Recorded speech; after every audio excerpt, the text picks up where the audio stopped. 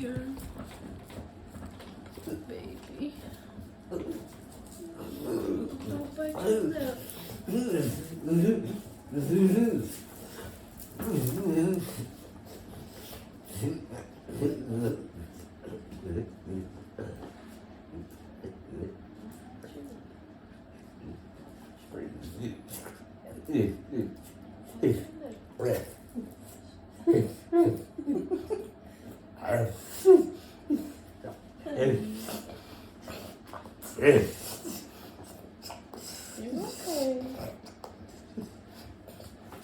okay. You're okay. You're alright.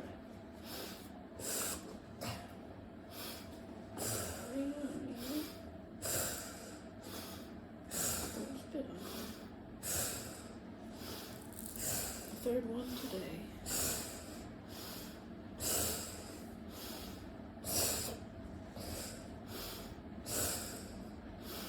This is his third one today. It's been pretty rough. Fucks him up. Thankfully, he only has them when he's asleep, so they're manageable. But he fell asleep on the couch just now, so he had one at 5 a.m. this morning, one around noon during our nap, and now 3 in one day. It's been quite a while since he's had 3 in one day. So the seizure is over. The seizure itself, he's not convulsing anymore, but he wouldn't be able to hear me if I said his name. Bunny? Bunny? Yeah. It's terrifying. It doesn't scare me anymore, though, because I know that he's okay. He's completely unconscious, though. You know, he wouldn't wake even if I tried to wake him. But he will wake up eventually. Maybe in 10 minutes.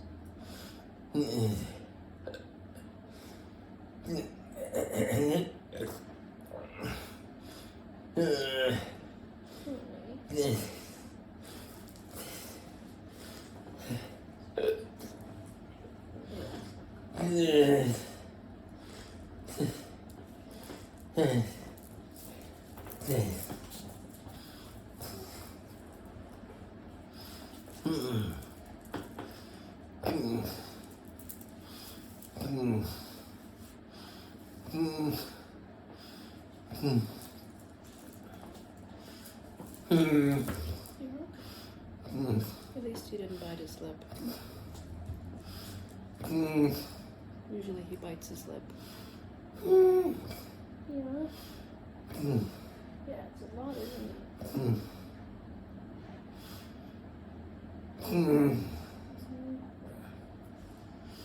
The thing that makes it the most dangerous is the fact that he's unconscious. And if he was alone, he could fall. You know, in this moment, he could fall and hit his head. Just fall off the bed. Yeah, that's the only thing that really... Or he could turn around in a way that obstructed his breathing or something. You know, it's the thing that's the most dangerous is him being unconscious.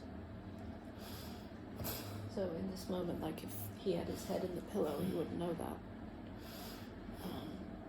So my job is just to make sure he's safe, to watch over him, make sure his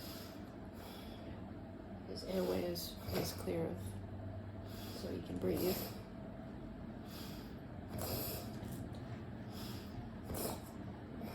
He does sweat a lot, so I'm not able to get this up.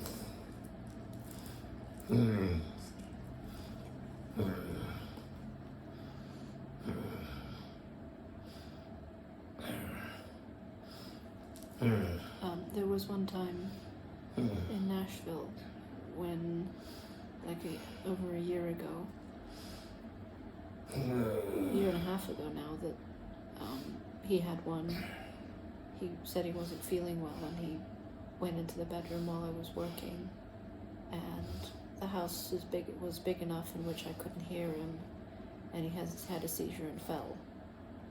And I think he hit his cheek. So, you know, it's that kind of thing that's dangerous.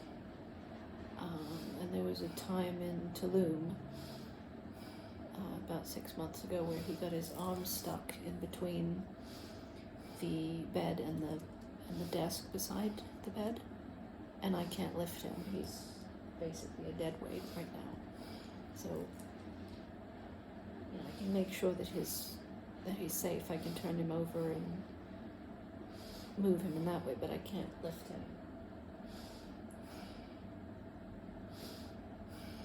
So now the seizure is over, but he's still unconscious. Daddy? Daddy? He's still unconscious. But he's okay. He makes a lot of strange noises. Definitely that was the thing that scared me the most when it first happened. You know, 3 years ago, whenever that was. Beginning of 2021, 2020. Yeah, beginning of 2021 is, he didn't respond to me, and I didn't know what the fuck was happening. Because I'd never seen anyone have a seizure. So, now that I know what's happening, I mean, we're in the middle of a foreign country. Can't reach anyone. I'm alone dealing with this, but I'd say probably a year ago when we had first left to go to Mexico, Puerto Vallarta, this was the thing that terrified me the most, was that he would have seizures, and every 2 months or so, and I would be alone dealing with them. But now that we've been dealing with it for a year, I find that it's actually better for us to be alone, because I know that if anybody saw this, like anybody who watches this the whole way through, sees this happening, it looks a lot scarier than it is.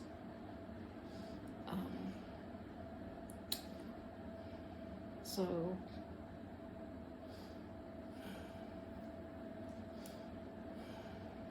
it really fucks him up. It really fucks, physically fucks him up, emotionally fucks him up.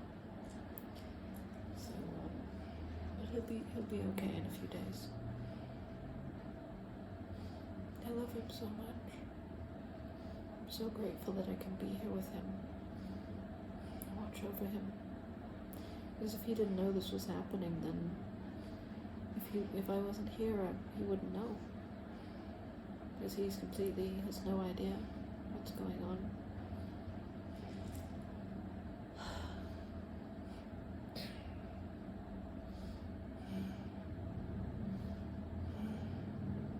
We're really lucky that it only happens when he's asleep. You know, it would be way worse if it was just happened any random time. It only happens when he's asleep. And it only happens every 2 months or so. So it's definitely not optimal, but it's definitely manageable, and we've figured out how to deal with it, because it's hard on me in a different way than it's hard on him. It's physically hard on him. It makes him feel old. But for me, it's just watching over him, which I'm happy to do, because I love him so much.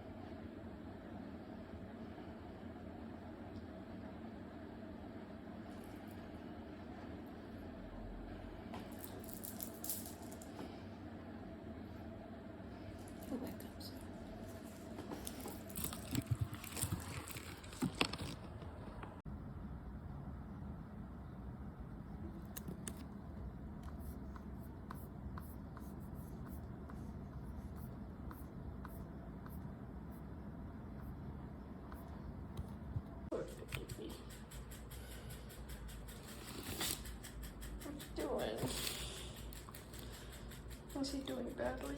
The leg is sappy.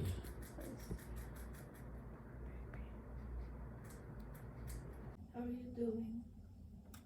What's going on for you? Who knows? I don't. You don't know. The world is kind of weird too. The world feels weird. What does that mean? It means that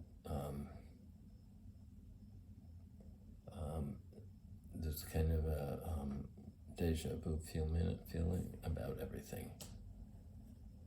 Yeah. And everything feels familiar.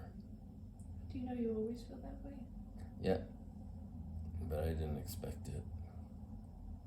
I see.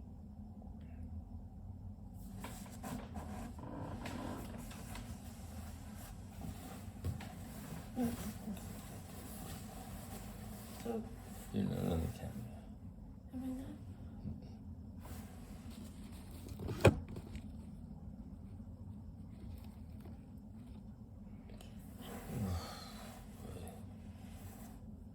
So, do you remember anything?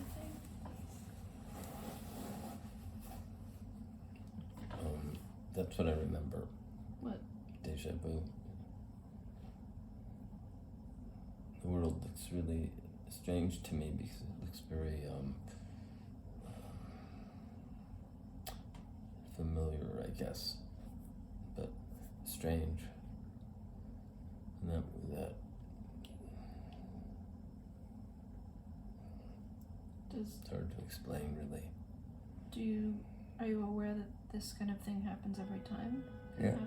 Yeah. It happens every time, but this has been a little different from usual. How? And there are more of them. There's they feel really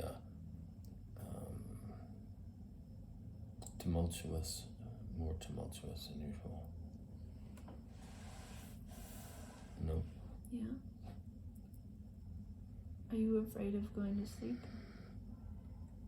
I'm concerned about going to sleep. I'm wondering if I will have another one of these when I'm sleeping. Yeah. It's every time you've fallen asleep in the last 24 hours, you've had one. Yeah. And for me, it's a feeling that when this kind of thing, when a 24-hour period passes in which you have a seizure every time you fall asleep, it's like if this was your life, if this was our life, it wouldn't be possible to function anymore. No. No. Why? Because you'd be just tired, not yourself. You'd be tired all the time. I'd be tired all the time. You'd be tired and then I'd sleep in a different place. No, the spaces we live in are not big enough where I wouldn't be able to hear you. Mm-mm. And I'd be worried about you. See. You know? But that's kind of where my mind always goes when you have them is, what if this was happening all the time? It's scary. So do you feel sad? Not necessarily. What's the general feeling? Feeling is eerie and strange and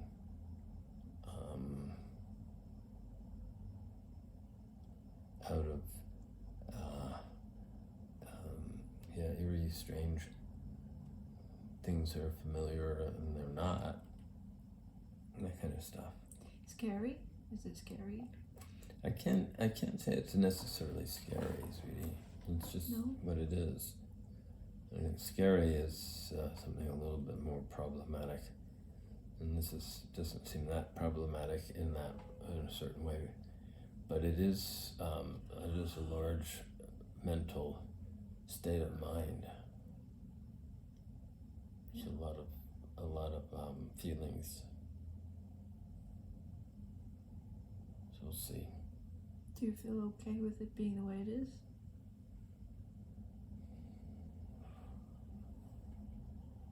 I guess so. I would have liked to have it much more predictable. Mm-hmm. Wouldn't that be nice? They're so predictably unpredictable.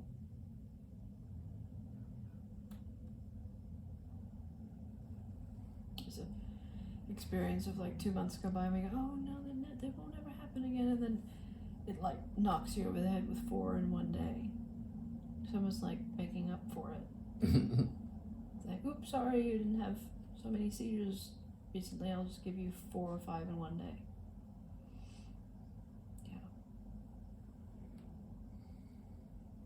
And the fact that we have no control over it, we can't predict it.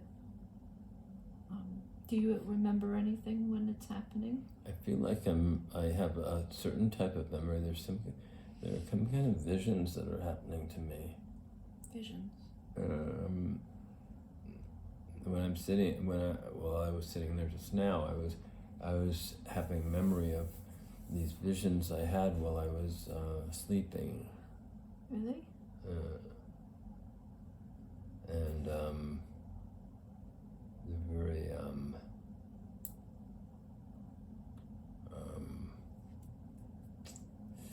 what are they? I don't know, but they're definitely. I think I go into some sort of major dream state. Yeah, you definitely do. And then it throws me over. That's what I think happens. That's what it seemed like to me. You definitely seem like you're seeing something. It's the way that you scream and you look one direction and you look, like you're seeing something. Remember you told me when we were in Nashville a while ago, is you were having a dream in which you felt something was coming and you started singing, hoping it would go away. The kind of sound you made in that dream is kind of similar to seizure sound. Yeah, I can see that could be the case. There's a feeling of something happening in my mind and dream world. I just don't remember it very clearly. Yeah. And it's very vibrant and rich. Yeah. When you wake up, what do you feel? I feel confused. I don't feel anything really. I feel confused. I don't know what has happened. And there's a sense that something has happened because there are certain things that are different. Yeah. One being my jaw hurts sometimes, or one being the bed is wet, Yeah. or one being something else. Yeah, I guess that has a certain kind of familiarity and recall about it. That what I was just saying. It's kind of funny. Oh boy. Yeah. So, you don't remember, you're not aware of anything that's happening when it's happening? No, but I have these vestiges left over, and that's why I'm able to say that, because I am experiencing some vestiges of imagery and things happening in my dream world, but I can't hold on to it and remember it as well. It's mostly just fragments of it.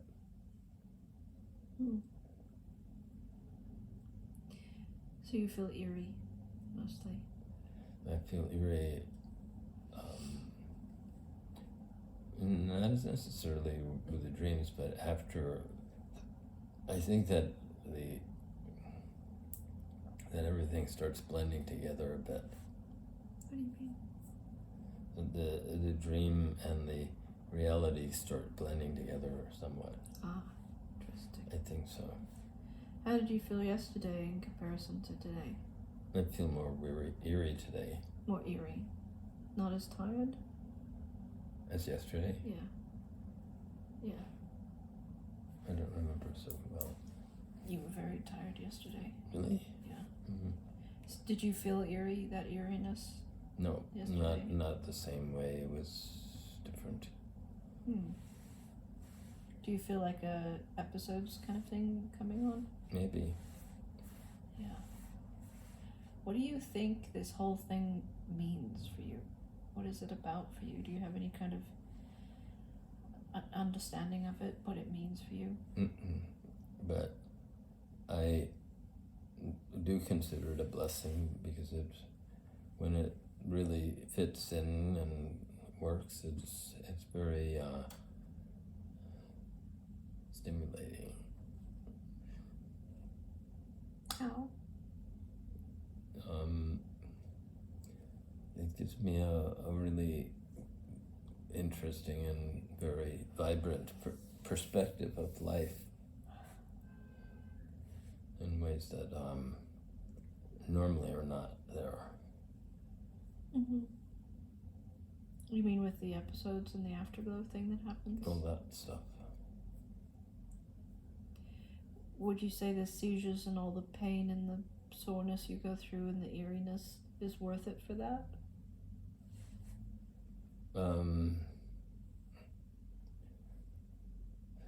When I'm having a really wonderful afterglow, it's really a wonderful experience for me. Yeah. The last one was pretty amazing. So I'm really something. What happened in the last one? I don't know. I let completely go, and I sang and danced and sweated and expressed, and then I went to bed, and I felt like I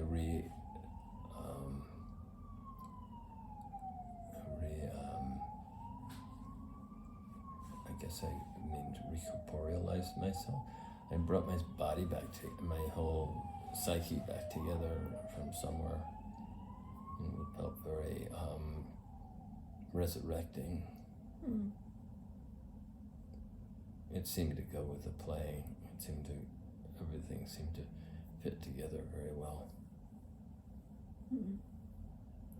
It's strange to me. It seems like seizures seem to happen generally often a few days before we leave a place. This is the last time.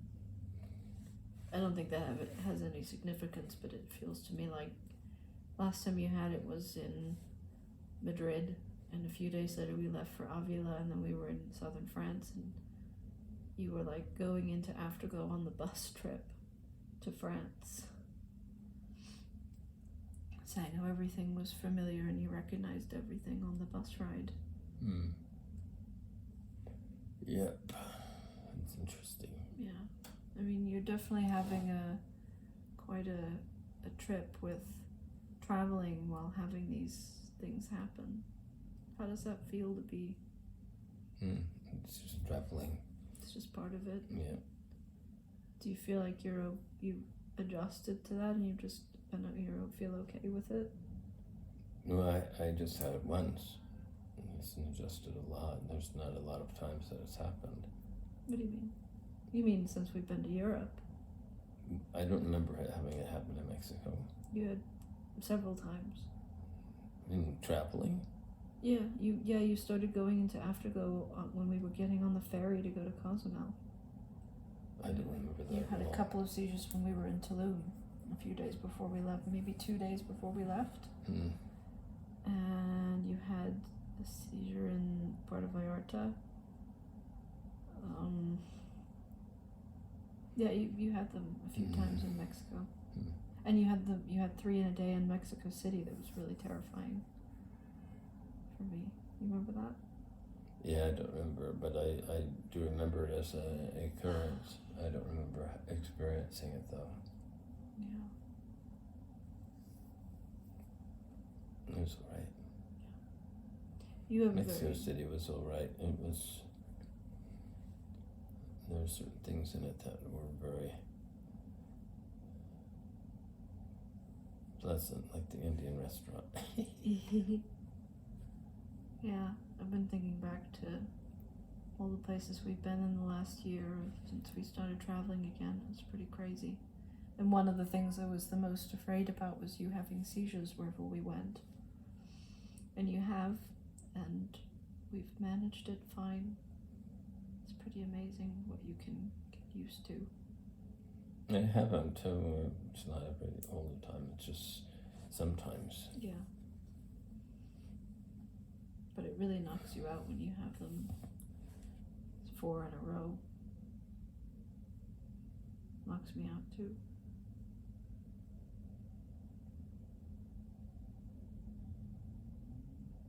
Yeah, the room has that familiar feeling to it that is in a deja vu. It's a longer and more all-encompassing deja vu rather than a flash. Really?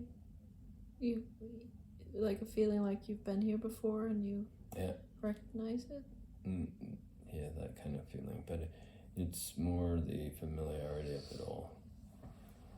That's so strange. That's all.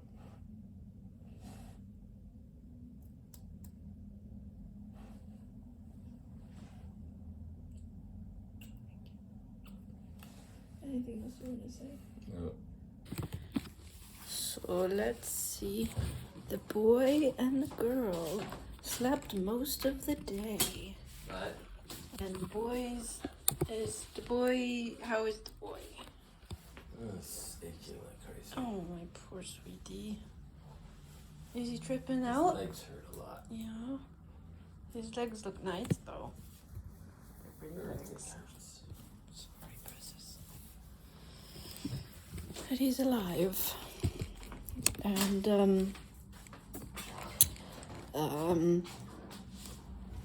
for those of you who haven't been following the channel for a long time, I'm an artist as well as a singer, so drawing is my obsession. I love drawing. Drawing and listening to music is one of my favorite things to do besides singing with Bunny. And this afternoon, after our nap, I listened to Passion and Warfare by Steve Vai, which I love so much. Might be surprised, but that's one of my favorite albums of all time. I had my one and only boyfriend that I had when I was a kid, like 16, introduced me to him, and I actually got to see Steve Vai live when I was 16 and blew out my fucking eardrums. It was so loud. It was amazing. And then I got to see him with my twin sister in New York City several years ago. Actually, the day that Trump got elected. Oh my god. And there was a protest, and yeah, it was pretty cool. But yeah, so this is what I'm working on. This is all done from imagination. And I really do want to do time lapses, and I've tried doing time lapses a few times in the past, but doing time lapses is very challenging for me because the process is so personal and so intimate. I've learned a lot from doing it and working on it, and I think within this book alone I've already drawn like over 100 hands. I love drawing hands. I'm always drawing my hands, giving myself little hand positions. But yeah, I love drawing hands. And I'm drawing these little mystical beings. I'm trying to draw full body. It's challenging for me. But yeah, that's what I spend a lot of my time on. And we're gonna go get barbecue now.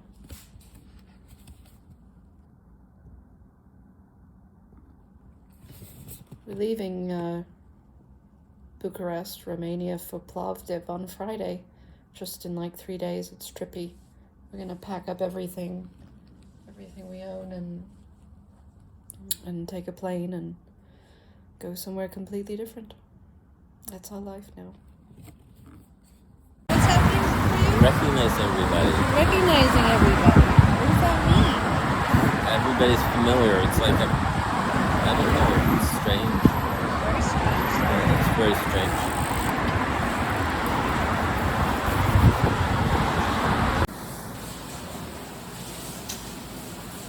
Angelique. It's definitely Where are we at? a large island. Sayulita was a big one. What? Sayulita was a big one. Chicken wings! Yay!